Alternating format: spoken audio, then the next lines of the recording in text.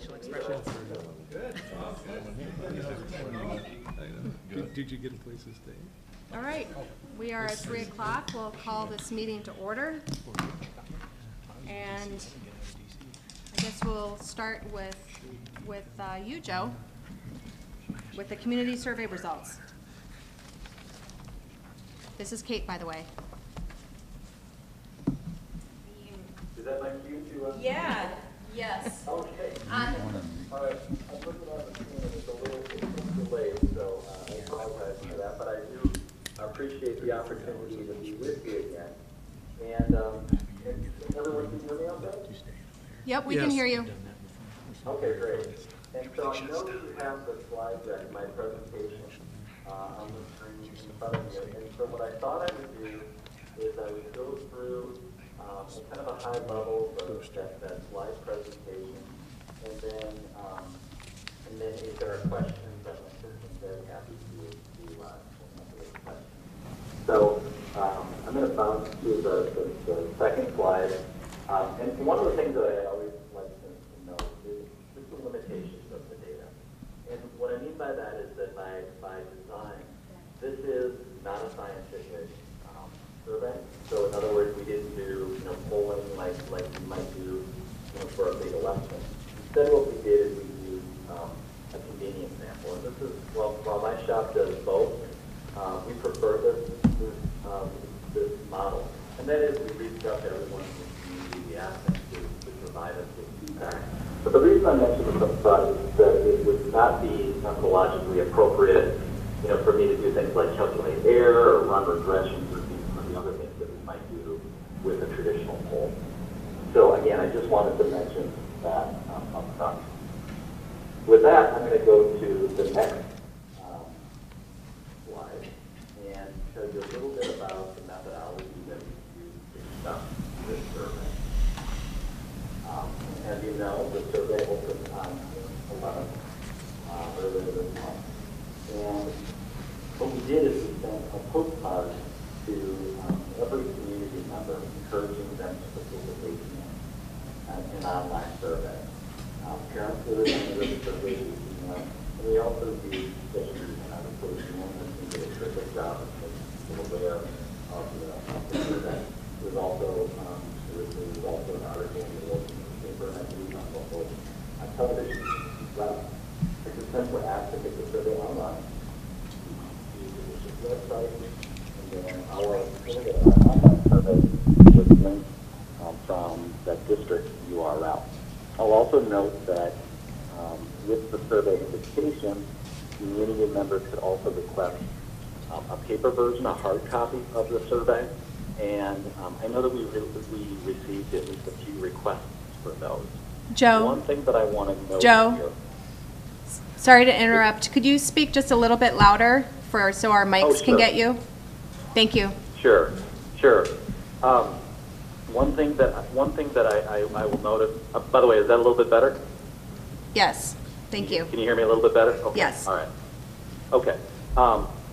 One thing that I will mention is that there are 9 additional surveys that need to be added. These are paper surveys that came in late. So when I finalize the report, you're going to see, and I don't think it's not going to change the numbers very much at all, but just to be clear, you're going to see the survey count go up by 9. So I just want to mention that up front. And those are additional paper copies that came in during the time frame of the survey, but came in relatively late. So with that, we'll go to the next slide, please. We had 3,686 people complete the survey. And as we're going through the survey, I want to make note of what I'm going to call 2 different groups. I'm going to talk about the all response group, that is everyone who took the survey, everyone who completed the survey, and then I'm going to speak to a comparison group. And that comparison group that I'm going to speak to includes respondents who, number 1, do not have children currently attending the school district. Number 2, are residents of the district. Number 3, are not employees of the district. And number 4, do not have children who are younger than school age. And the reason why I like to include that comparison group is because, as we know, between, say, in most communities, between 70 and 80% of people who go to vote don't have children in the district. In other words, they tend to mirror our comparison group more than they do our all group, okay? And so I wanted to include that comparison group along with the all response group. You're going to note when we go through this that the comparison group, that group that I just described, will be in parentheses and italics. And there, so while there were 3,686 people in our all response group, there are 780 people in our comparison group. Go to the next slide, please. The other thing that I'll mention is that questions that included an asterisk were required to be answered in the online survey. So you'll see the asterisk in some of these survey questions. Let's go to the next slide, please. Okay. And so the very first question that we asked was the question, what is your age? Again, we start with a series of questions related to demographics, so this allows us to disaggregate the data. And here I won't go through all of these. I will say that we have a good distribution of ages, and it's really just about always the case that our comparison group tends to skew a little bit older, okay? And one thing in particular that I'll just note here is that when I look at this responses for age, when I see 10.2% for our all response group for 65 and older, that to me is a real key, and I like to see the number that high for this. It's difficult, as we've discussed, sometimes to get people who are older than 65 to take the survey because, again, you know, they don't have, most of the time they don't have children, of course, in the district. All right, and then to the next slide. You asked the question about where do you reside? And here I'll let you look at that breakdown. Again, 90.5% said that they live in Sioux Falls within the Sioux Falls school district boundaries. We'll go to the next slide, please. Question is, how long have you lived in the school district? Again, these numbers are going to largely mirror our age question. And again, not surprisingly, our comparison group is going to skew a little bit longer in terms of how long they've lived in the school district. We'll go to the next slide, please. This one is going to be a little more difficult to read, perhaps, on the screen. I call this question the sorter question, okay? And this is one where we ask people to tell us kind of what, you know, who they are. It gives us a sense of who's taking the survey. I'll read this in case it's difficult. We ask people, you know, to say, you know, I have school-age children. I have preschool-age children. I have children who currently attend or have attended a Sioux Falls School District school. I have school-age children who are open enrolled in the Sioux Falls School District. I have school-age children who are open enrolled in another school district. I have grandchildren. I have attended the Sioux Falls School District school. I'm a member of the community with no children who have attended a Sioux Falls School District school. I'm an employee. I'm currently a student of the district, and then other. So here again, we're asking people to tell us who they are, and again, this allows us to disaggregate the results. And one thing that I will mention here, again, this just closed on Sunday, and on Monday, a colleague of mine in my shop spent, you know, most of the day writing the report and also disaggregating the data. We're looking for anomalies in the data, and we use this question to try to get a sense of what different types of groups are saying and to see if there are large differences in how people respond to the survey. Next, if you have school-age children in the fall, where do your children attend? And here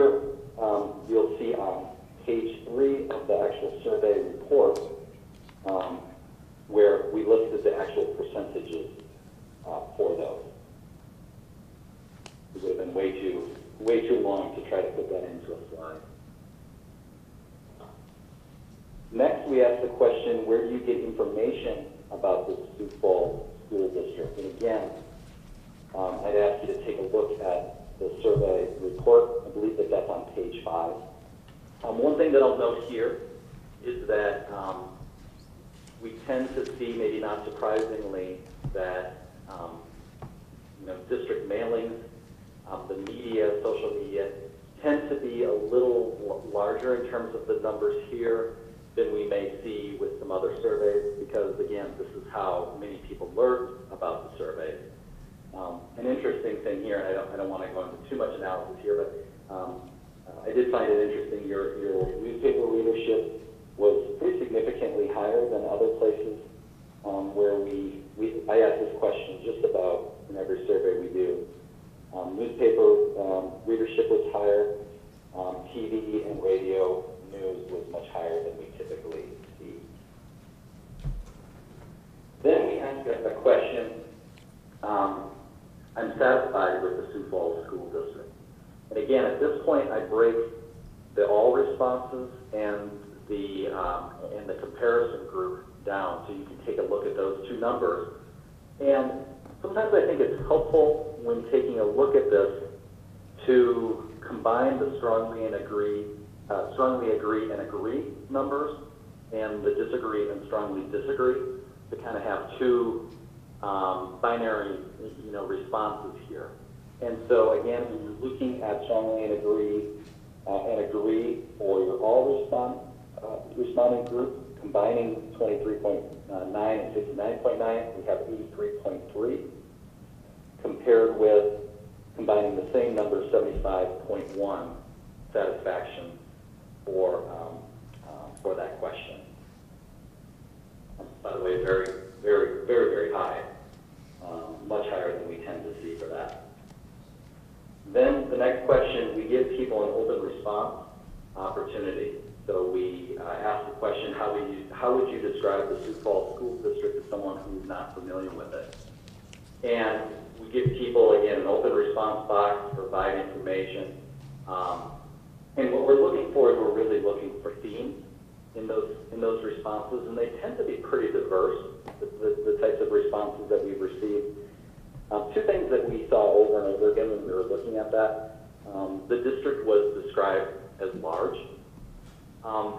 And as I mentioned in the report itself, large seemed to indicate not the physical size of the building, but refer to large in terms of large number of students who attend the schools. So the word overcrowding, came up in several ways in that context. But the other thing that we saw was just this idea of excellence. And we saw the word excellence again and again. We saw the word very good again and again. I did a very similar survey in a Milwaukee area suburb school, a much smaller district. And those kind of saw responses that really mirrored one another. So again, very high levels of satisfaction, and people describe the district as being very good and excellent. Go to the next slide, please. Then we asked respondents a question related to their familiarity of the district's facility needs and the process the board is using to find solutions. And you're going to see this breakdown, and I think one of the things that's interesting is you have what I would call a pretty engaged community as it relates to these items. And I would call your attention to that comparison group, where 25.3% of your comparison group indicated that they feel very well informed. Again, that's higher than we typically see for this type of question. We also disaggregate the data based on those questions. So we tried to get a sense of whether people who had different levels of familiarity answered questions differently. And we didn't really see that there was a strong difference. Next question, next slide. I believe the district's most urgent facility needs must be addressed now. Again, I'm going to combine strongly and agree. And we do that for our all response group with 95%. compared with 86.8% for our comparison group. Next, I would vote yes on a referendum question if I felt it was the correct solution to address the district's facility needs related to enrollment growth. And we're going to see that we had just about the same amount for both. So for this one, when we combine strongly and agree, for our all response group, we're going to see 94.3 for that group compared with 85.4 for our comparison group. So again, very much mirrors the question that came before that. So again, at this point in the survey, if you'll recall, we would have gone through the demographic questions, we would have provided some information about the needs, and we would have asked these questions. Then we asked a similar question. I would vote yes on a referendum question if I felt it was the correct solution to address necessary maintenance and updates. Again, very similar. 93.9 when we combine strongly agree, and 86.9 for our comparison group. Next slide. I would vote yes on a referendum question if I felt it was the correct solution to ensure the district has equitable, flexible learning spaces to meet instructional needs. Again, similar. For our all response group, 92.3 compared with our comparison group, combined strongly agree 83.9. Then at this point, we introduced tax impact with the question, I would support the recommendations as outlined by the task force. And again, at this point, we would have provided them with that information in the survey. And we say in the question, assuming a cost of $2 per month or $24 per year on an average home in Sioux Falls, and $185,000 in taxable valuation. When we combine strongly and agree for our all response group, we have 88.8%. And for our comparison group, we have 75.5%. We then I would support the recommendations of the task force with the exception of, and we provided people with an open response there, so any text-based answers they wanted. Here we saw a lot of different responses. There really were no specific themes. We didn't see any strong themes come out. We spent a lot of time pouring through this data. I think if there was any theme at all, it would have been a minor theme related to kind of financial impact of this. In some cases, people saying this is money well spent. In other cases, people saying that this is too much money. But again, I think the takeaway from that question is no real strong theme. Then we asked a question related to the land donation. The question is, do you support building a high school on land donated by Sanford Health as described above? And yes, build on the land donated by Sanford Health, 52.1 for our all response group versus 57.1 for our comparison group. Again, you're going to see that there's a little difference in those responses. I will tell you, and this is obviously not a question that I've asked before, but I think one of the takeaways from the survey is that your comparison group and your all group responses were pretty consistent.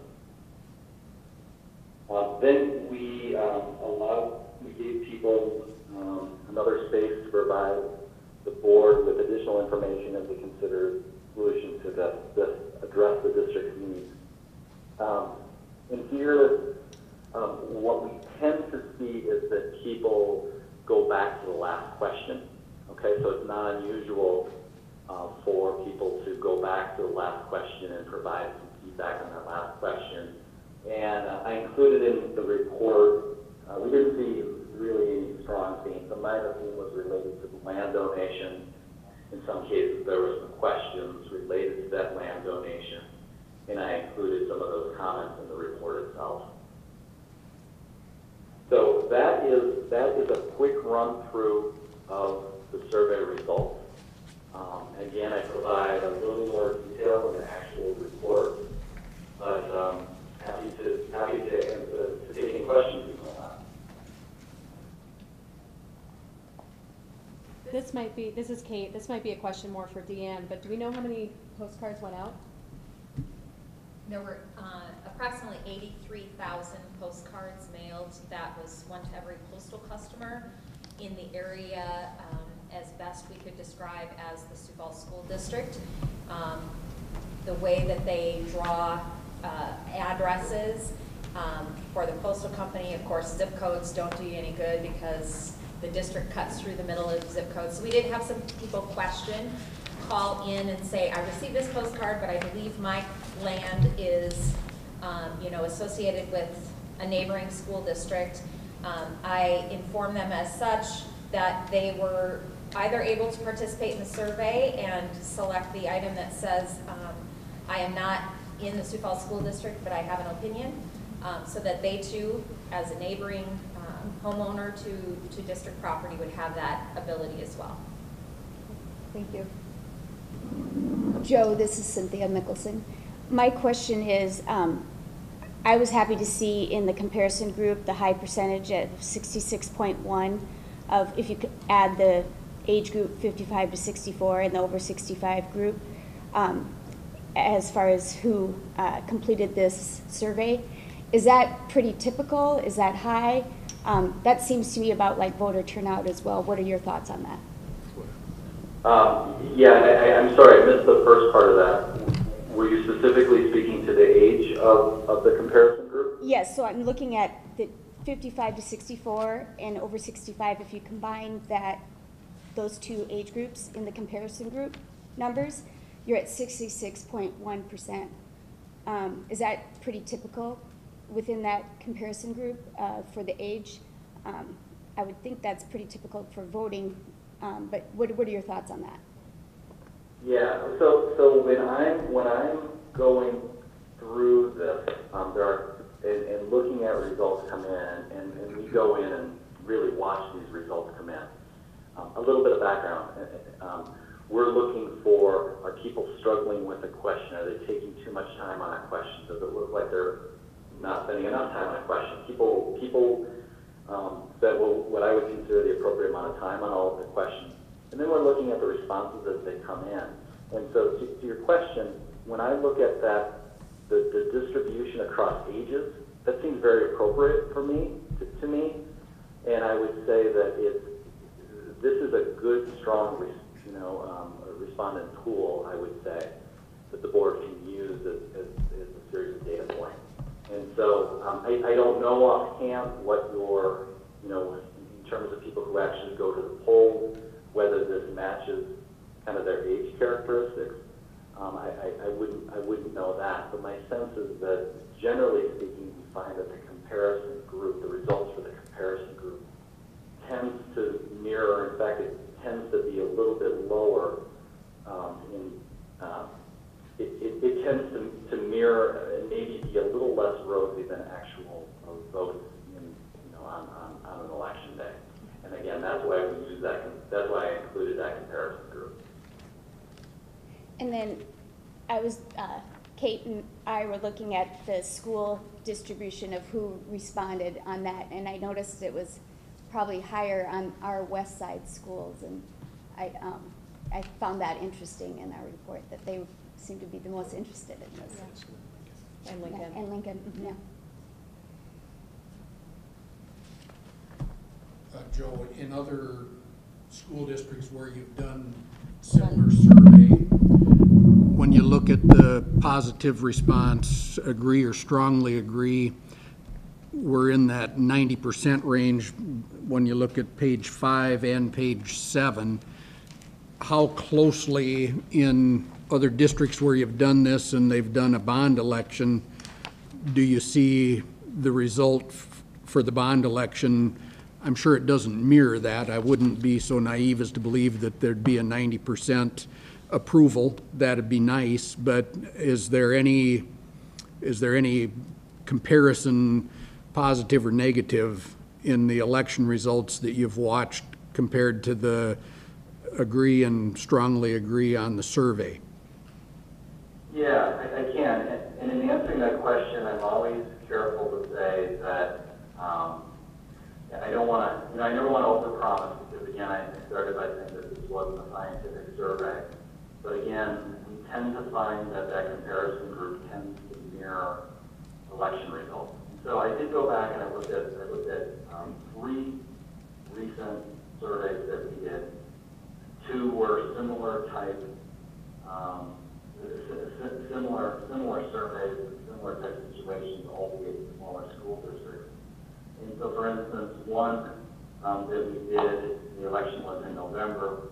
Our comparison group had it as support at 51.1%. The vote total ended up being 58.6%. So our comparison group was a little bit lower. For another, the total was 58.3%. We had it at 55%. So again, a little bit lower. And I know that you've studied in Green Bay and my neck of the woods, a Green Bay project. And the vote total there was 62.7%. Yes, but we had the comparison group at about the same amount. So it tends to be, again, about the same for that, again, when we're looking at that comparison group. With that, I will tell you that the all response group tends to be a little rosier than what actual vote totals end up being. But again, I think what's interesting here is that the all group and the comparison numbers were quite close.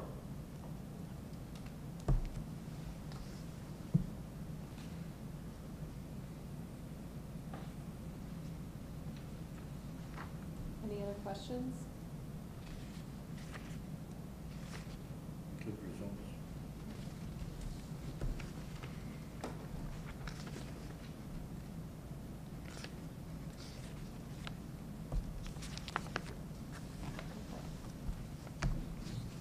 What about discussion?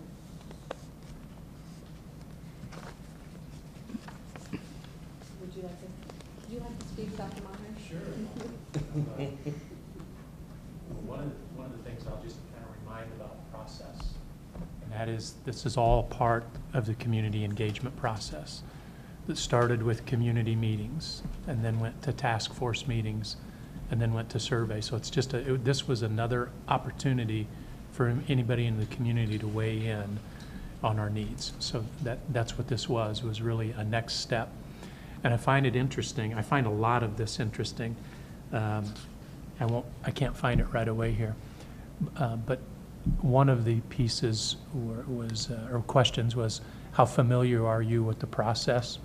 And 25% of the respondents said they're really familiar with the process, which I think just speaks to we need to continue to educate folks on what's going on, what the need is, what the potential solution is. We're not there yet. We're close. 25% probably isn't too bad. And I think if we really work our tails off, that by election day, maybe we can get that up to 35%. But I think as a board, I think you're doing a tremendous job with process.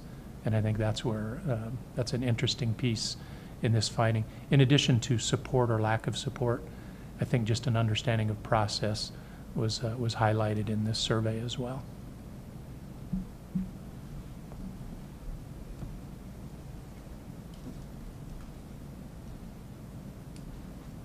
Any other thoughts? No, I'm just proud of the way that we've conducted this all the way from the start. We've tried to be transparent and tried to make the public involved, and I'm really proud of the way we've conducted it. It's been, a long time, and we've listened a lot, and we've heard a lot, and we've learned a lot, and I'm grateful that we've all taken the time to do that. And that was with some of your leadership, the administration, and I think great work by us as a board.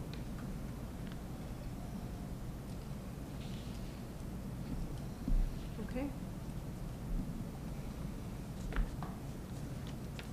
Yes, thank you to Joe for getting you and your colleagues to work so quickly to turn around the results for us.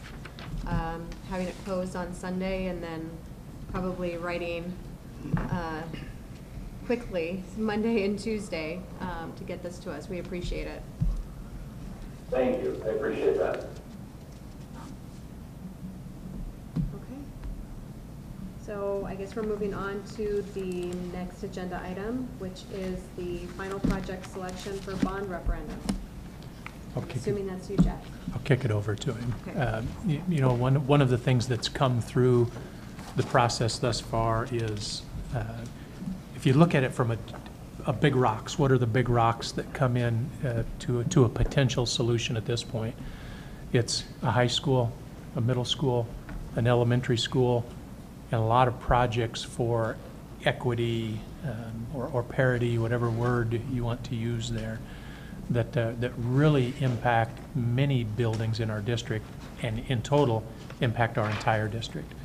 So I think that the new high school has received a lot of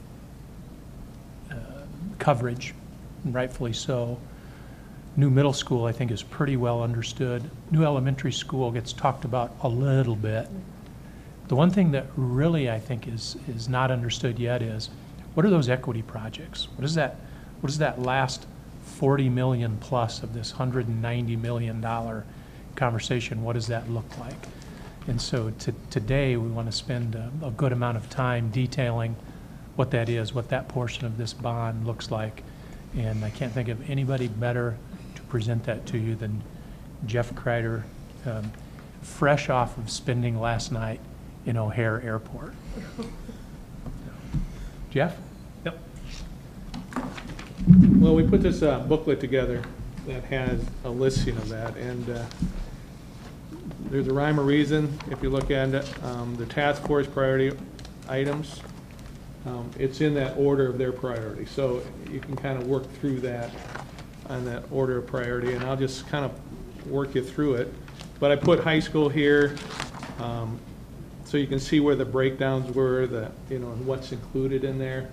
And it has furniture and equipment, books, and those sort of things that you can kind of see.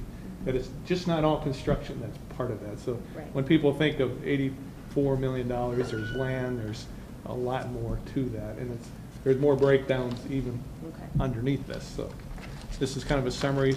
Same with middle school. People look at they always wanted to look at McGovern and compare that. Well, McGovern, we brought all the furniture and a lot of the equipment with us, so there's differences as well. And McGovern wasn't initially constructed with a special ed component. We put some extra square footage in this so we can have a special ed component into the new middle school. So that's that one. The elementary school, once again, we have new furniture and equipment, library, books, resources, roads and assessments that we'll have to do. And when you look at soil and air, I mean, we brought a lot of Jefferson's stuff over, so we kind of hybrided that with some new and existing. So tried to take into that account. And there's also going to be some road improvements with the city if we do it on that site. That there's an adjacent park there, so they'll have Which some. I was going to mention, there's not the land cost in here because. Right, there's no land costs associated with that because. We have the land already. Yeah. So if we go to start with Whittier, I have a Whittier replacement number here, so I just put that on your list. And what that would be is furniture and equipment, the library, books, and those sort of things. That'll be a combination of new and existing. But primarily, I think the task force looked at getting land associated with that, with Whittier. And if you turn the page to 6, I've got kind of 2 footprints. If you look at the houses in those two block area and what a McGovern footprint might look like, and if you look a little closer, there's a Patrick Henry footprint in there as well. So you may not have to take that one row of houses there. It depends. And this is not going to be a prototype. It's going to be a new design that you would use and design specific for that site. So there's a good chance that once we get that design, we'll know a little more of what that would be and what that would be. But you look at building this while we're operating Whittier, and then once we get the building constructed, we move into that, then Whittier would become parking lot for that project, or for that school, new school. That existing offshoot there, whether we keep that or not, I don't know if we even need to keep that portion, that existing one, or not, but that'll be, as we do the design and have design committees to do that down the road, that would be determined. The next group would be security and ADA projects. That would be at Robert Frost, Horace Mann, Central Services, IPC, Washington, Lincoln, and Roosevelt for exterior restrooms, and on Laura Wilder. Then if you just kind of page through that, if you look at, we try to put, when you look at these things, and this is what we did with our last several CIPs, we put an estimate together based on kind of a conceptual thing. The principals have seen this, so it's not just out of the blue. But we put design teams together. 80% we hit pretty close, but there's a few of them that we don't hit so close. But we get the community members, some staff members together and work through this. This is our starting point, and then we'll have their input when we do these CIP projects. So it may not look exactly the way this is when it comes to fruition, but it's a starting point, and we have a basis to put it on, and we know that it can work in that. So we have a pretty comfort level that it can work with these drawings. So, so if you look at Robert Frost, you can look and see how an addition would possibly work with an office in the front. You know, whether that shape will be exactly that way, but we kind of took a Rosa Parks type, Sotomayor type, and incorporated into portions of the existing structure. And then we have some renovation costs, so we can get the old office area into something that would be usable as well.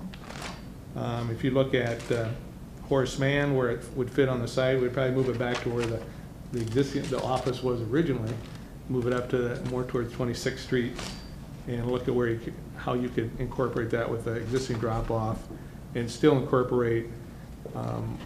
We're taking some of that existing office space and putting an addition on, so we'll incorporate existing and new onto that addition, and then we'll renovate the existing office space into some conference rooms and office space for them. But the primary purpose of this is to get the public to go in and to queue into the office and get signed in, checked out without hitting the building, and they can go. If somebody's not paying attention, they could be in the building. So it's really a security issue as well. As you remember listening to our director of risk assessment, Bob Bray, one of the things he talks about frequently is perimeter security. And when we're talking about safety and security of our students, that perimeter security is always a critical piece of making sure that our people are safe. So that's what this addresses. Yep. And getting them in the office and properly checked in is really important. So these are the only two buildings that we don't have that, and as far as schools, but we also have a couple other ones here, one at Central Services and IPC, how that might be accomplished.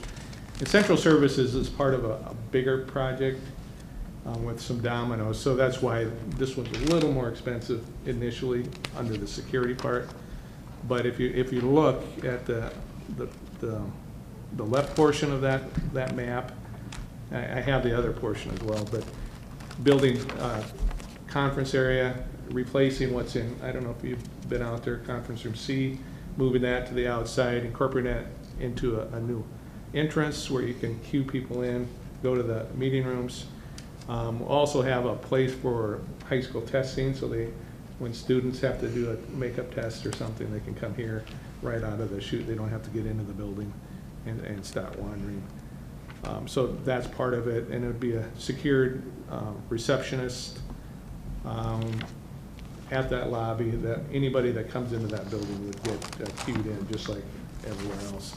But the idea is that we're creating space for a screening and evaluation renovation. So we need to do this first so they have a place to go while we renovate the existing one. But we would right now we have about 30 people in about a 900 square foot. They just have a desk, Tight boom, boom, in boom. Yeah, pretty tight. So it's part of a master plan of this, and you'll see that later on. But the front entrance was a higher priority for the task force because of the security. Then IPC, if you look at putting an enclosed space for Bert, that would be a glass enclosure where they would queue in so they can get back through. Also have a conference room where if you have a difficult situation, just off the lobby, not in deep into the office space, so you can kind of stage where you need to be based on what kind of meeting you're going to have. So that, working with Bob, and this is very important to him to do that, Bob Bray. And this is an option.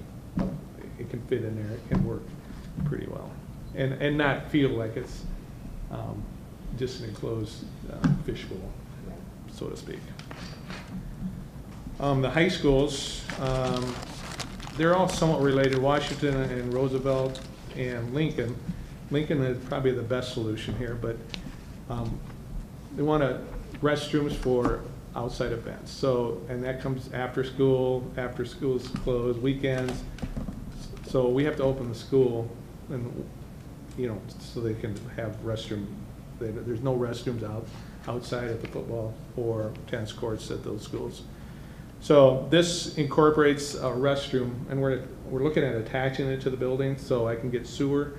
The biggest stumbling block is there's no sewer out by the football fields, and like at Washington, you would have to go to either 6th Street or 3rd Street, across 3rd Street down the hill, or across 6th Street into that residential area. So it doesn't make a lot of sense to do that. I mean, you're going to have hundreds of thousands of dollars of sewer work to accomplish this. So the idea is that it's not that far a walk, and put it by that staff entrance, and then you can have that opened up during events. They can walk over to it. Very similar to what they're doing now, but it's in a secure location. The sewer line of both of those are right. I have to go through a classroom to get there, but the depths are right, and we should be able to accomplish it and lock it down. And so it would be locked down unless there was something going on. Yeah. But I can get heat. I can get a lot of things there. I can get electricity, and it's a much more economical solution. Yeah. Now, if you look at Lincoln High School, that's a good solution because we have an old pair of restrooms there. And if you look at page 18, is what I'll do is expand those restrooms and have an outside entrance and an inside entrance. And when we're not using it for activities, we just lock it off to the outside, and the students can use it, and vice versa on the other side. So it's a pretty good solution both ways. Yeah, I like that. It just fit in there just great. But I wish we could have done that at the other schools too. You're using it, all year round instead of just during events. So that's what those buildings are. So then if you go to page 21, Laura Weil, there would be, you're not going to get 100%. There's 2 kindergarten rooms that we won't have ADA accessibility, but by building an elevator and a new stair tower and incorporating a bathroom renovation, that we're able to, off to the playground, we'll be able to have about 95% of this building ADA accessible. And if we have a student that's in a kindergarten room, because there's only 2 kindergarten rooms, that we can get them in ADA accessible from the outside, but I can't in the inside. We just move that student to the upper level where they don't have an issue with ADA, and we're able to do that with the ADA laws for our classification. So I think this was on one of the original CIPs to do that, and it didn't get funded. Yeah. Okay, then we move into outside the security and ADA, and the first one would be Horace Mann. That would be a 6 classroom addition. If you look at that, it would we're not disrupting the parking lot. We would wrap the addition around that southwest little wing, and it would kind of have a circular. And we would design these with little bathrooms in there. They're not quite as big as they'd be kind of a smaller classroom because they just don't have the number of kids in there. but they thought this would be a perfect solution to do that. And we would have to, if you look at the site plan, add more parking because of more staff. Right now, our parking isn't adequate. If you ever get over there during the school day, there's cars all over. And then expand the playground to accommodate what we have. So that's that one. You can see kind of the relationship of the office with that Is new that what wing. this, is this the playground expansion? No, the playground is on your, if you're looking at it, it's on your right. Oh, okay. Yeah. Oh, yeah, I Yeah. see it. And you can see where that diagonal is, the edge of the playground. So we're Mhm. just shifting that. We actually just lose one basketball court to the existing playground. We're not losing a lot, but we need to grab that one. Yeah. So Cleveland is probably the biggest project of this group, and I think it's easier explained on the floor plans than it is in the front page. But there's also about $1.8, $1.9 million on that summary sheet of preventive maintenance projects that will be needed in the next 5 years. So what we'll do is we'll budget for that in our standard maintenance portion and keep it off the bond. But like roofs, so that probably won't happen when we do this project, but a new boiler might happen when we do this project because I probably want to upsize that boiler to make it accommodate this. So we just need to coordinate when this project's going with when we schedule that in the preventive maintenance budget. So, but this one, if you look at where it sits, would be, if you know where the main office is, it would just go down straight down that hallway and you'd go right into the new gym. And then we'd expand the playground to the east and move that early childhood playground as well. Probably build a retaining wall to get some more playground space. You know, there's a pretty good sized hill there. It'd make it better for maintenance as well. That's kind of a tough mowing hill. So we try to solve for a lot of things when we update this. So you look at opportunities when you can do that. But if you look at this building, if you look at the first page 29, I'll just kind of, we'll start up with it. You have a gymnasium, then you have some resource rooms. You'll have locker rooms that are, these are all to standards. So when we base this on, it's the standards that we'll do. Then we go around and we'll convert, we'll have 3 early childhood classrooms. Right now there's two without that aren't to standards, and there's 1 classroom, so we will renovate those 2 and the other classroom into 3. Then you get restrooms in them. So that's part of that project. Your existing gym is where it says multi-purpose room. And you can see, take a look at the difference in size. It's probably one of the smaller gyms we have. I mean, we saved a little money when we did this originally and took the stage out. And it's a station, you know, you could use on PE, but it doesn't do a whole lot for when you're doing ball games and those kind of things. But then the old locker rooms would become the kitchen, hot cards, storage, and then an early childhood office that would be associated with this. And then the old multipurpose would actually become the music and the band rooms. And then this was part of the original CIP, the past CIP, that we traded this project in for all the security ones, and then we didn't get this funded. And then upstairs, the art would move over to where the band is upstairs. And then we'd convert the existing, you know, just a standard classroom. And part of this too is we have that slope metal roof, we have to lift that roof because of drip loading. And it's kind of it's got a clear story windows, and they're all needing to be replaced, so it's a good opportunity to take care of all that. And then they have unit ventilators in those rooms, and we can update the HVAC in those rooms as well. So it's going to be a much better system for those kindergarten rooms on that side. Okay, and then Memorial Middle School. This is expand the music area. You can see where that is. It doesn't impact any of the parking. It just, we'll have to relocate a couple bike racks back there, but we'll just move those to the west. We're actually adding a bike rack this summer along that east sidewalk, so that'll help. But if you look at page 33, kind of shows the layout. It basically does cuts through, basically the orchestra and choir rooms are really small there. And when we did McGovern, we changed the sizing of those to better serve the people. And this is our biggest school in middle school, and it will be after we're done with all this even.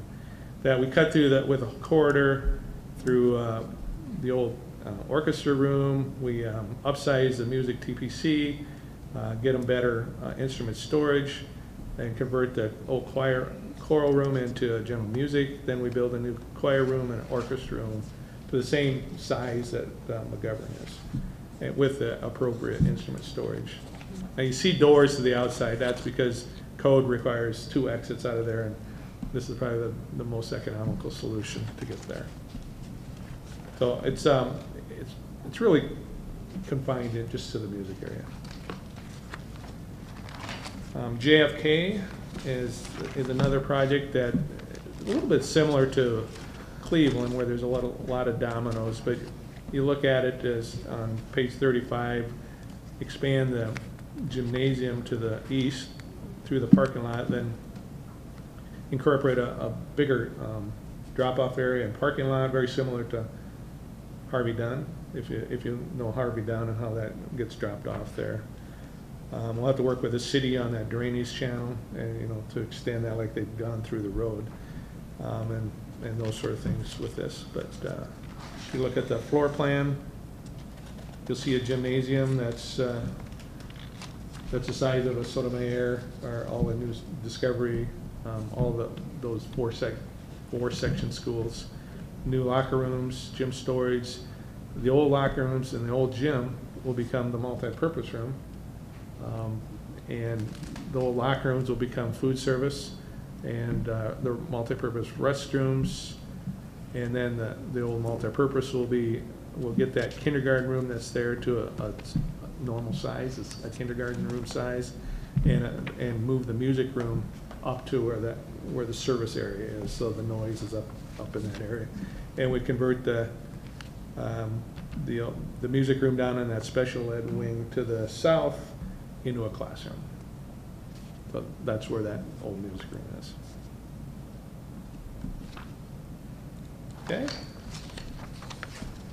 Then central services, this is kind of in conjunction with the other, is renovate screening and evaluation.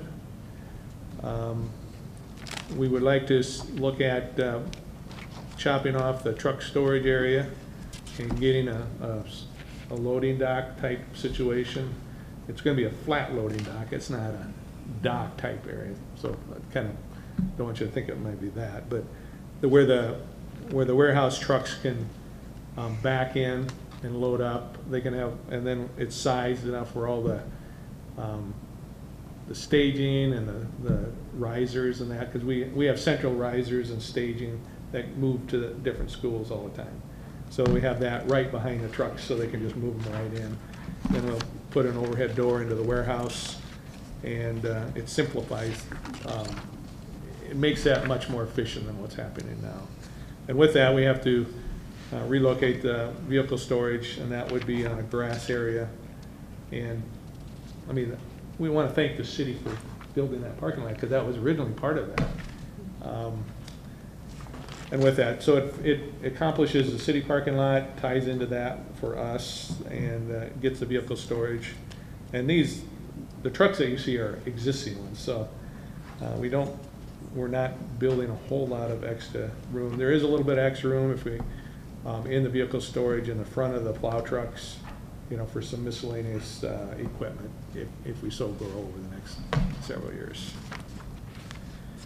Then the next one would be instructional planning center, would be to expand an exterior storage addition and community ed storage area on the north side, and then take the exterior storage that's on the south end and convert that into a curriculum library area.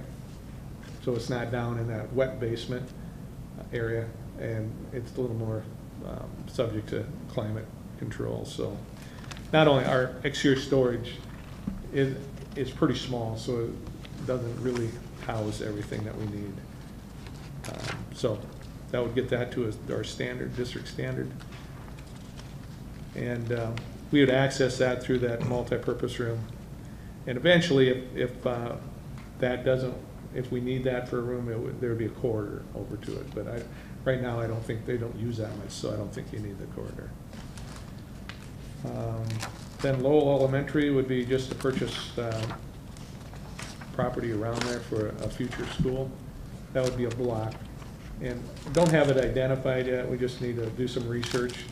There's probably 3 options for that. East, west, and north. Now, part of me thinks north might be the best solution. East is a pretty good solution as well. As you go west, it kind of the grade starts dropping off, so it may not be quite as good, but haven't done a lot of research. And they're about the same amount of properties in there for either way. Okay, Jane Addams would be constructing, extending that hallway to the west. You know, there's a metal shed there. If you like Kiwanis, just doesn't get to Kiwanis, but put a band, orchestra, and a music room on the end of that building. And there's another Jane Addams project you'll see later, and you'll see how that all ties together. Okay, Hayward Elementary. Hayward is probably one of the schools that has the least amount of storage of any school we have. So they have storage on top of storage, and it's hard to even get a tractor in the exterior storage because they got desks and chairs and things in there. So we're trying to address that with this one. But when we put that community center, we said we're going to use the existing locker rooms and PE office. And then we put a PE storage, which is to our standards, but it's really not big enough because they put all the electrical equipment in there. So we've got to keep away from that. So this one would put the boys and girls locker room into the main gym, put a PE office there where he or she is stationed there by where the kids are, and then provided some additional storage area and with the custodial closet. Then convert the locker rooms, basically just make those multi-purpose storage and general storage. Okay. Robert Frost would be expand. This once again is when we built this, it was a 3-section school, 4,000 square foot, and the standards are at a 4+ section is larger than that. Would be expand. How it doesn't make it a square, but it gives you another teaching station to have in there, and we'd have a curtain there. But it also allows, when you have a concert in that, you can house more people in there. Okay. Then Washington, these next two will be very similar, Washington and Roosevelt. And I'll just explain. Washington and Roosevelt would be to expand the weight room to make it similar. Like I said, once we have somebody have something greater than the other, it becomes a new standard. You know, Lincoln converted their wrestling room into a weight room, so that now seems to be the new standard. And the weight room went up to the upstairs, very similar to the other ones. But by doing this, we looked at how. I've always been uncomfortable with how the exiting out of the main gym. We have to have 4 exits out of the main gym, and one of those goes through this corridor that we're trying to create. If you look on page 55. So I can take them straight outside instead of through a gymnasium. Mm-hmm. Right now, the doors swing into the gym, and so you got to keep that open. You can't lock it. So security-wise, it kind of takes care of 2 things. then while we're doing this, we can get the training room to where they need to be, upsize the coaches' offices to what Lincoln has. And then by putting that cord in, I got the uniform storage has to be there, and so multi-purpose, and then the mechanical to house that. And this would also air condition that weight room that they don't have. So I think you've heard of that one for a while, the weight room air conditioning. So, and Lincoln is just expanding into a storage room to expand the training room to a comparable size. So that's those. Then Jane Addams, we come on another project at Jane Addams. This is the one that constructs a parking lot in the existing playground area on Kiwanis, and then convert. There's two houses that we have options on that owned by the same person, and then we put that playground into that on the east side, get it away from the Kiwanis, so much safer for the kids. And you can see where that addition would be on that, and so that kids could drop off and bring their instruments right in there. And so it works out fairly well. But with that, we would probably change the dumpster delivery and how we access through that and that dock. So that is just, this was on the original CIP as well, but Mr. Kilborn is still living there, and we don't want to kick him out of his house. He's an elderly gentleman, and so we work well together. He kind of keeps an eye on the house or the school for us. So okay, and then the last one would be Sotomayor, and that would be just obtain some property. Not sure where. I haven't looked at it that close. For some additional parking. Thank you. So that's that list of 14, other than the big three.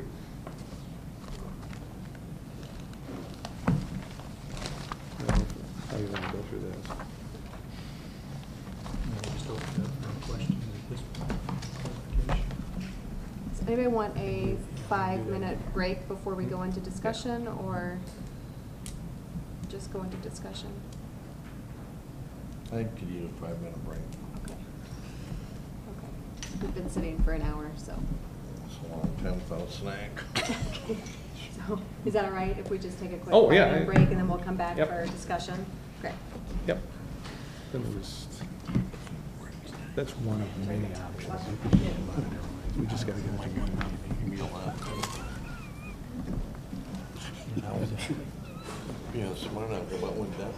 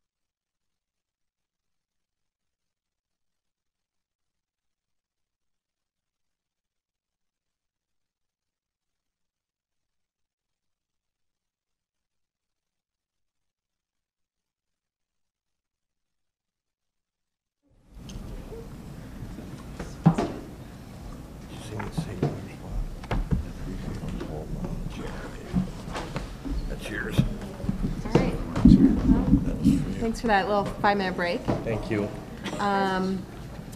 We'll go on to discussion. Was there anything else you wanted to add, Jeff? Any questions on any of those projects that you might have that I could answer?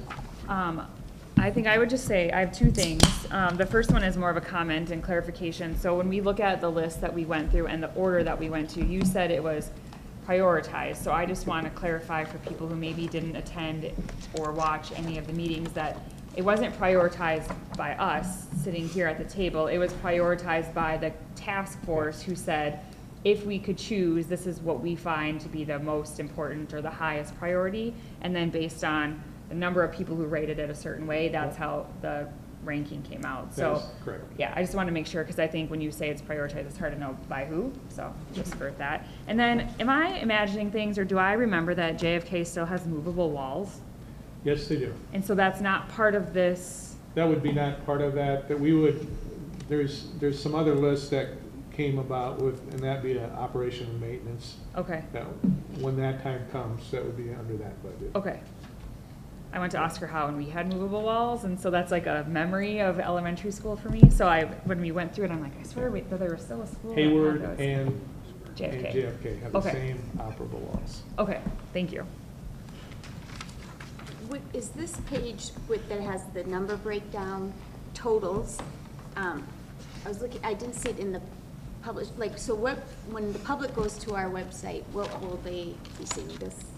That we I'm not received? sure what. This one. Could we add this page that has totals up all the projects to that in the end too? I just think that's Sure you helpful can. too, Yep. for the public too.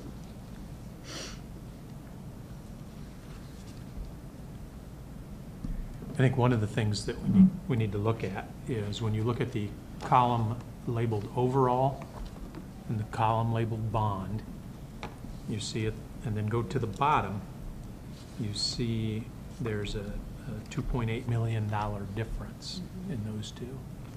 So how do we reconcile that $2.833 million is a question. And then another question is, do you like the rank order? Carly did a nice job of explaining how this became the rank order. Ultimately, you'll decide the scope of the bond issue and the priority level. So you can endorse it or change it, but you have to be comfortable with it when we ultimately take it out. And then again, there's that $2.833 million reconciliation that needs to take place there. There's probably a little bit more. If you look at the overall, this is kind of what the task force was working with. And if you notice, under the high school, the land doesn't show up on that one. What we did here, what I did here on the bond was just more of a straw man type thing. There's a lot of different ways to get there. Is how could we get to that 190? Because that's what we're shooting for. And I'll just give you what I did and what I showed being taken out, how we got to that. And this isn't set in any stone. This is where you need to jump in and say, this is not what I want. But on this one, we plugged the 2.3 to give you some options if you want the Sanford land or some other site. There is 600,000 in that overall, a little over 600,000 for that additional option for land. So if you look at that, so there's about 2.9, close to $3 million for land for the high school. Jeff, so that would make us 40 acres? 40, I think 45, isn't it? Yeah. Okay, 35 donation and then 10 to purchase. great. So when you actually get there and get the roads and get the right-of-ways, you get to about 40 acres. Yep. So if you look at, then when I went down and looked at, okay, how would I do it if it was me doing it? I looked at Lowell Elementary as a land. So if you had the option for the high school and didn't do that, that money could go right back to Lowell. That's great land. I noticed that too. And same with Sotomayor, kind of the same concept. Now Hayward, I zeroed out because the Parks is doing an overall study of all their park sites, their programs, their community centers, and probably want that complete before we move forward with something. So that's why I said let's take that off the table until they come back and say that's going to be what they do, because it could change how we look at that. And then would the inflation, to tweak that inflation to 13.1. And then we just have to manage the projects to that level as it goes out and how fast we get them done. So just looking at it a simple way, does almost all the projects except for some of the land. And some of the land is gonna, like the low and, you know, those things you could just take an approach that you buy them when they come open, because we don't know when we're gonna build. You just kind of steady as you go. So more a common sense type approach, and that's kind of how we've looked at some of that land purchases. And it gets us to that 190. So, but there's a lot of ways to get there. I mean, I do like that the security projects are up there. Many of these we have been kind of putting on hold for many years, so having them really be right behind the new buildings, I think I agree with that priority of those.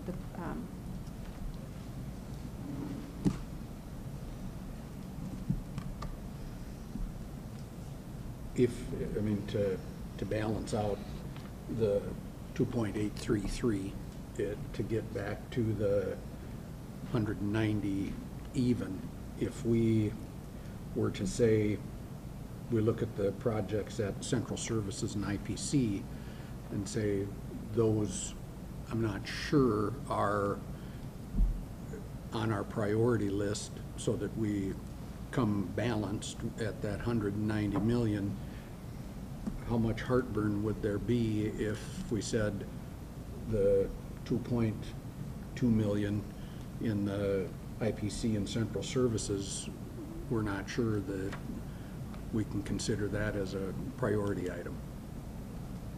How do you feel about that? I don't have any trouble with the IPC portion.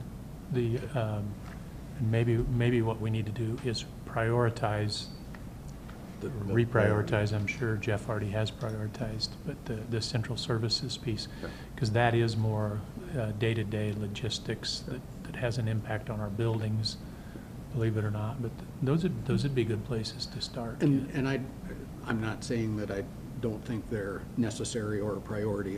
It's important that we have proper facilities to take care of the facilities that we take care of, but we also, priority-wise. Yeah, we also need to, I think, make sure that that 190 is where we stop. So I'd like to have you get back to us with what your priorities would be for the central services projects and IPC. Is the screening and evaluation, is that part of the security entrance, or is that down at is that into number 7? That is the actual renovation of that area. Okay. So what I'm doing is as part of that security is freeing up that It'll space help, available. right, okay. And give them a place to temporarily house while we're doing it. Okay. Because that would be important. I mean, I have spent quite a bit of time in that area for meetings and other things, and it is really. I would say that's probably the highest priority of that group. Yep. We do have people in some pretty bad spots, and not only that is we have parents that bring kids in and they're not comfortable. This has a family bathroom in that they can go to. They're going down to our office bathrooms. Then they're not comfortable. Do I go in with my child? Do I not? So those are important pieces.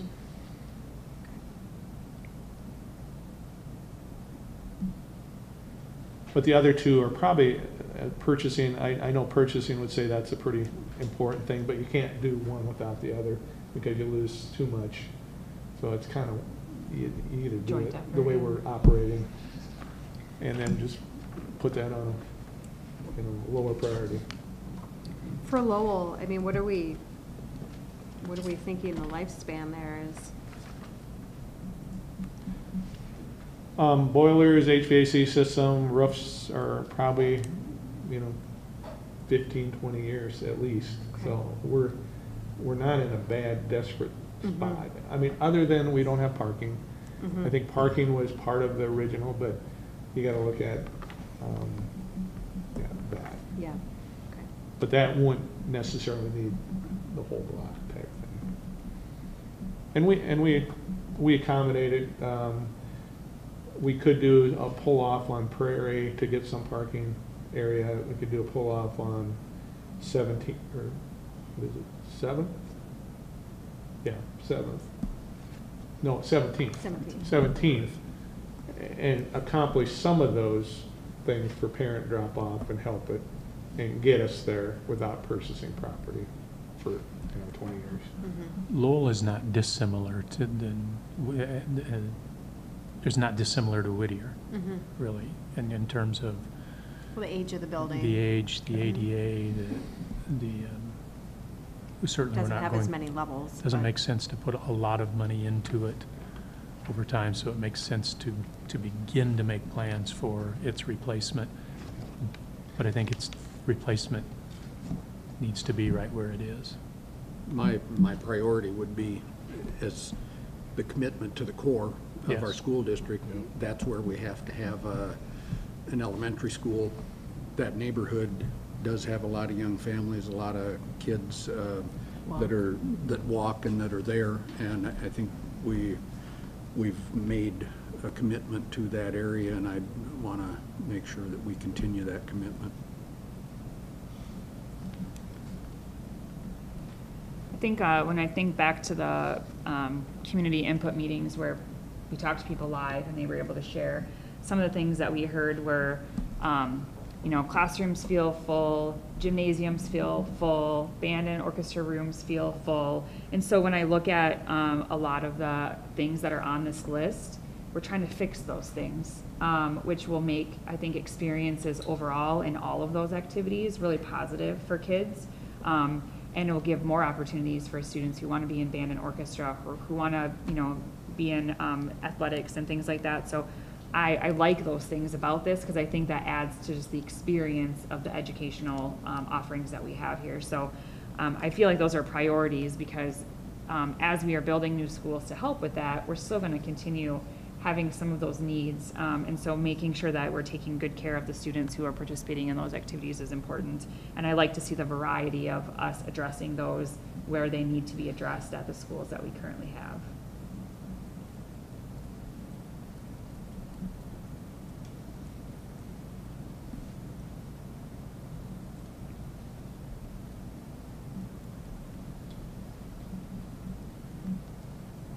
At the same token, parking is so important for safety. You think it's just a parking lot, but you get somewhere where you're running across the street, or somewhere where you're in a neighborhood, and those are important.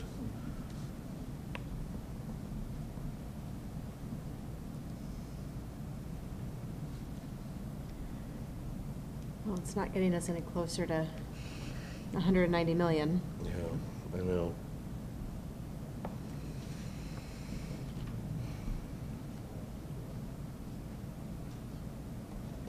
One of the things we think about too is you do a $190 million bond issue. The question is, how quickly and how efficiently can you get these projects completed? The quicker you get them completed, the less inflation you have to deal with. It's possible that $190 million can cover everything that you have on that chart. Based on speed. Today. But we just don't have that sense of prophecy to know what that's going to look like over the next 5 or 10 years. Well, I mean, could we move some down further, especially where maybe there's some property that needs to be bought for parking or whatever? Because those aren't, if the property's not available, The money won't get spent. we won't be But spending that money. But if it is, We need the money to be able to buy it. yeah. We need the money And available. also, over time, that's probably a smaller amount of money. If a property or 2 properties become available in the first year or two, you're not spending that whole allotment, Mhm. you know, to cover that. I'm just looking at that 3 million right there for Lowell.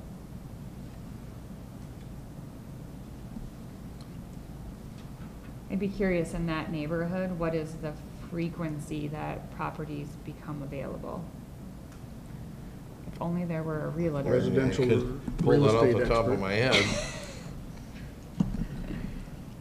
You know, I think some houses in some neighborhoods turn over faster. And so when we think about that neighborhood, like, is it average? Is it slower, faster? You know what I mean? I don't know that we're equipped to Right. answer that. But It's a maybe good for, question. yeah, just a Yeah. follow-up to, is it realistic to think that we would How be many able to rental get properties that? are over there? What was that? How many rental properties are over Yeah. there? Right. We'd have to do a little more research than we have Yeah, so so far. that might make a difference in the amount of money that needs to be available or doesn't need to be available immediately. Not that that's the answer, but when you talk about purchasing when available, instead of going after them, you're obviously paying closer to market value. And if the rates keep going up, you're gonna see more homes available and the pricing probably adjust a little bit. But right now, that price range, it's hard to get anything. I mean, everything's either taken for rental or it passes between neighbors or relatives or friends just because of the Word of mouth. lack of inventory. There, I kind of pretended I was a realtor for a minute.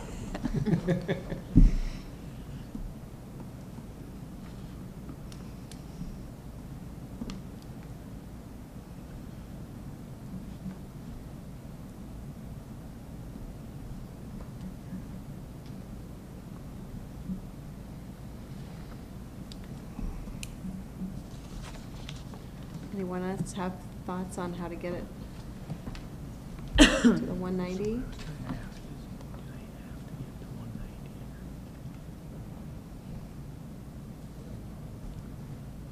Question for Dominique, if you'll allow me to ask. Mhm. I'll get him up. Please.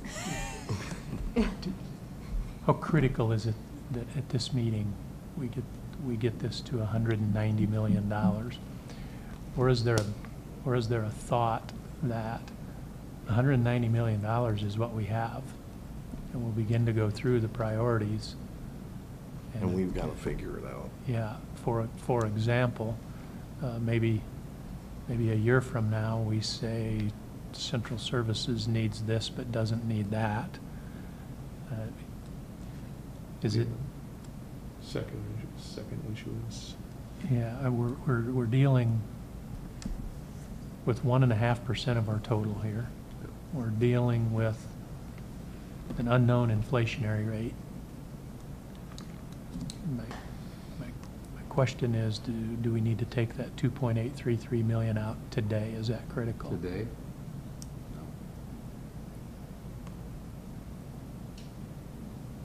What I think I hear from the board is a commitment to the 190 million that the task force has recommended.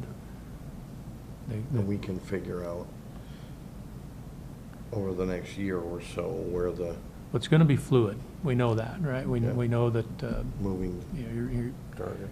if the community says so, you'll build a $84.7 million high school. The actual cost of that won't be $84.7 million. It might be 84.2. We don't know exactly until we get into that what the exact cost will be. But we know we're limited by $190 million. We know that's our limit. And I think what I've heard are some priorities. This will be my summary of what I think I heard from a couple of conversations. We can make some changes to this as we go, make those changes as far away from kids as we can. That's why I think IPC and centralized services came up. That's why I think parking lots came up. Things that are still important for the day-to-day functioning of what we do, but it's not classrooms. And so I'm not so sure that you need to go through an exercise here that says $2.833 million we strike from this. I don't know if it changes anything we do tomorrow.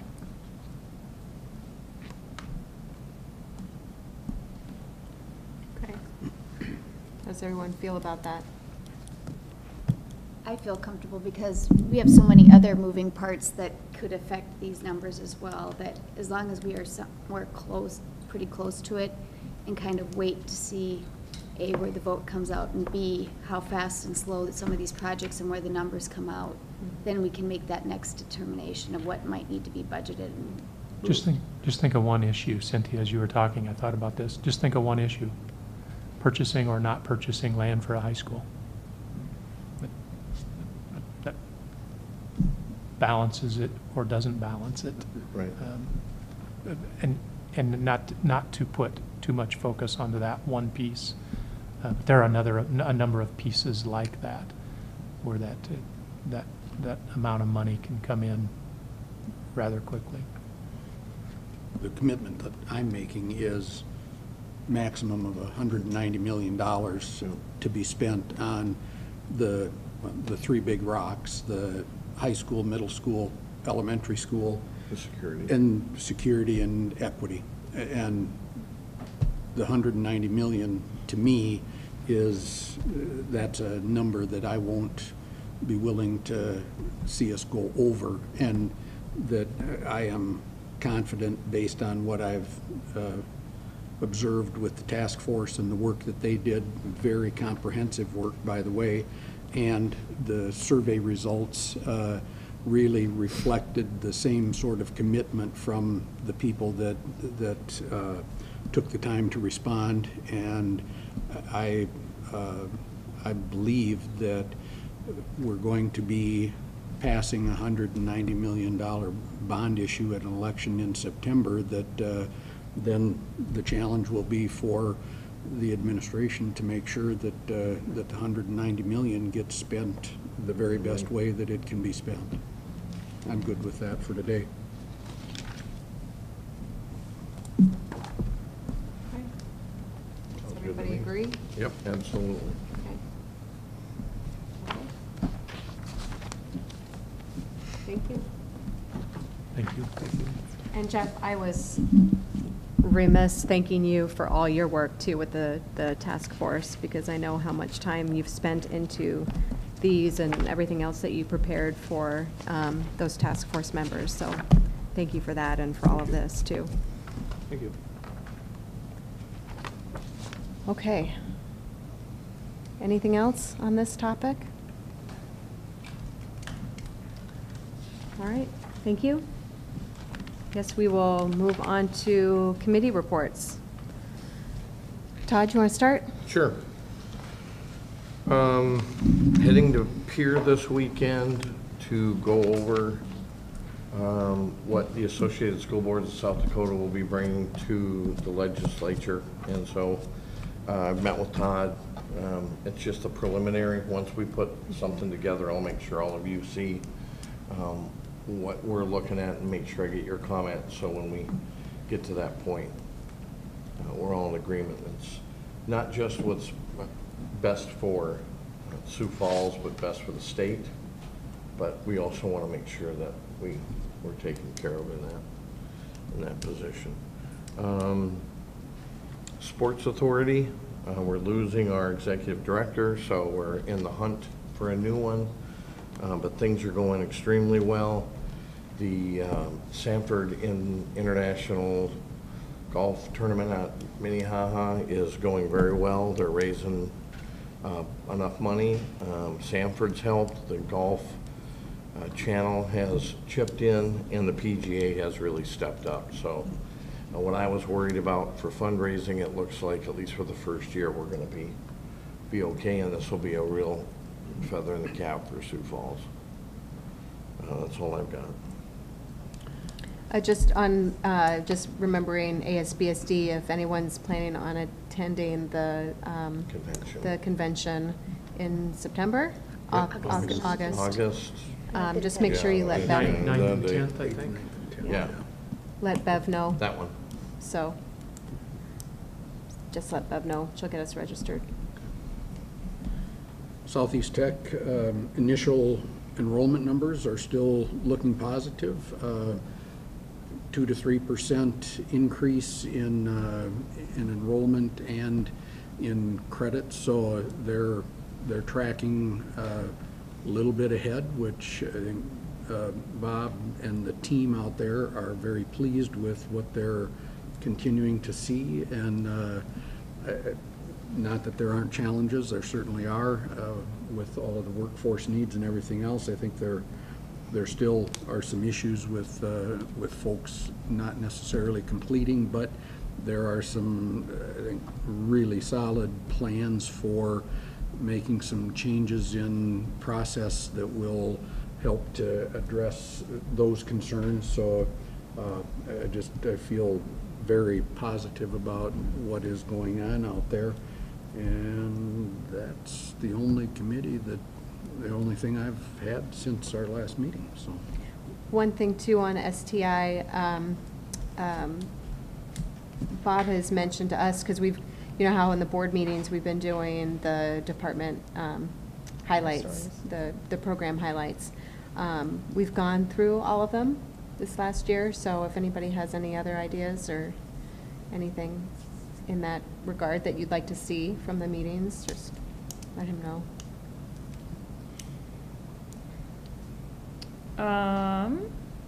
Calendar's not meeting. We haven't met for policy, and PATH hasn't met. We have our workforce development with the chamber and education and workforce development meeting tomorrow for the month. So I don't have any new updates on that, except for just to thank Deanne for the time. Where did she go?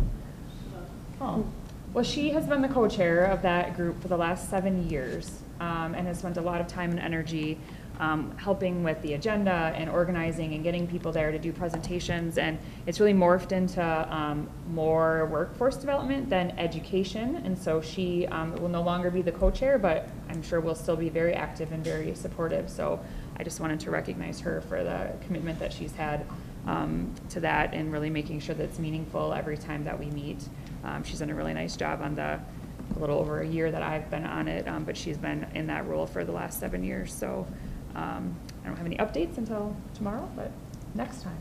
Mm-hmm. Insurance, we won't meet till September. Affordable housing, we're meeting August 22nd. Sioux Falls Education Foundation, we're meeting next week, but we did hire the executive director who is starting July 16th. It's Allison Struck. So I'm excited to see what Allison Struck. And she was with Feeding South Dakota. That's where she comes from. And very excited. She's going to be wonderful in the position, and we're excited to work with her. Great. Yeah, Head Start is in recess until August, and I missed the chamber board meeting today. I had a meeting that I... So did I. Okay. Or were you just flying back? I was actually back, but I did not go to the meeting. Okay. Just policy, other than we do have second reads coming up, I believe, right? And then one thing we will be doing during our annual retreat is going through the board policies this year. So if anyone wants to take a look at those ahead of time, and if you have any ideas for changes, we can certainly take those. Kate's going to do a first review, but during the retreat we can have further conversation if you guys feel the need. And I think that's all I have. Those are the B policies? Yeah, the B policies. Okay. Anything else? Okay. Can I get a motion to adjourn? So moved. All right, we are adjourned. Thank you.